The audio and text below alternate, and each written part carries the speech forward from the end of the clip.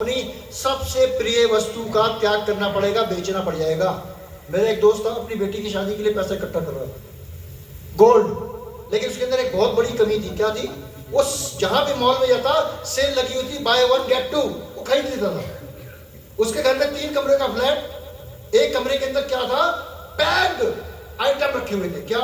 Crockery set, दुनिया भर के लैंप, ये वो, पैकिंग भी नहीं खोली। मैंने पूछा भाई ये क्या है? उसने बोला भाई ये फ्री में मिले हुए गिफ्ट है, एक खरीदो 2 मिलता है, 2 खरीदो 3 मिलता है, वो वाले हैं। मैंने कहा तुम्हें इसकी जरूरत है? नहीं, खरीद लिया मैंने। जब क्राइसिस आया, उसकी जॉब में कोई दिक्कत आई, तो वो गिफ्ट तो नहीं बिके, लेकिन उसने जो अपनी बेटी के लिए सोना इकट्ठा किया हो तो उसको बेचना पड़ा। तो उस खर्चा करने से पहले मैं 10 बार सोचना है इसकी हमें जरूरत है कि नहीं है। इसके बिना भी 1-8 महीने काम चल सकता है, चलाया जा सकता है। सोचो ऑन सेविंग। सेविंग पे तो कितनी बढ़िया बात बोली।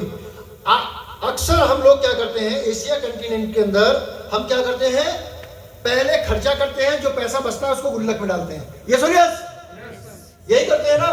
लेकिन यहाँ पे उल्टा है। इन्होंने बोला सबसे पहले पैसा बचाओ, जो बच जाए उसको खर्च करो। पहले सेविंग करो।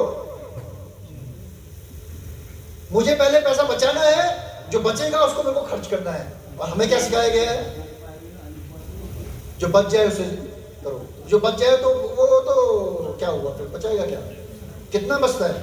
50,000 की अगर कोई नौकरी करता है यहाँ पे काठमांडू में और किराए पे रहता है तो उसको कुछ नहीं बचता। 15 तारीख तक उसका सारा पैसा खत्म हो जाता है। 15 के बाद क्या होता है? चल यार 200 दे दो पेट्रोल के लिए, चल 400 दे दो, 1 तारीख को सैलरी आएगी दे दूंगा, यानी है ना? यही होता है ना? हेलो, यस और यस, समझ लो। यानी एक तारीख के मतलब जब सैलरी मिलती है उसके 2 दिन तो मासूम बात बनेगा खूब दबा के, चल भैया खाना भी खाते हैं, होटल में जाते हैं, इधर जाते हैं उधर जाते हैं। उसके बाद महीने के आखिरी आते आते यानी 14 तारीख तक देखता हूँ रेस्टोरेंट खाली होते हैं। लेकिन जैसे 15 तारीख आती है रेस्टोरेंट भर जाते हैं। मैं कहता हूँ ऐसा क्यों हो रहा है? समझ में आया क्यों हो रहा है? समझिए। चलिए, taking risk, never test the depth of river with both the feet. मतलब क्या है? किसी भी काम में या कोई भी आपको बिजनेस बता रहा है, बिना उसके बारे में जानकारी लिए मत कूदो, डूब जाओगे। अगर नदी गहरी है तो क्या करेंगे हम? सबसे बढ़िया तरीका क्या है? पहले एक पैर डालेंगे, देखेंगे कितनी गहरी है, एक पैर टिक गया, चलो ठीक है, दूसरा, फिर दूसरा बढ़ाएंगे, देखें गहरी है कि नहीं, गहरी है तो वापस खींचो, या दोनों पैर डालेंगे, पता चला सीधे गए 80 फीट। समझ में आया? कोई भी काम करने से पहले ठोको, पीटो, बजाओ, जानकारी लो, फिर उसके अंदर पहला कदम बढ़ाओ। डर जरूरी है बट मजबूरी नहीं है। ऑन इन्वेस्टमेंट क्या बोलते हैं कि सभी अंडे एक ही टोकरी में मत रखो। समझे? मतलब अगर एक टोकरी में सारे अंडे रखे, पैर फिसला तो सारे अंडे फूटेंगे या बचेंगे? फूटेंगे। उसी हिसाब से अपनी इन्वेस्टमेंट एक ही जगह मत रखो, एक ही जगह मत करो।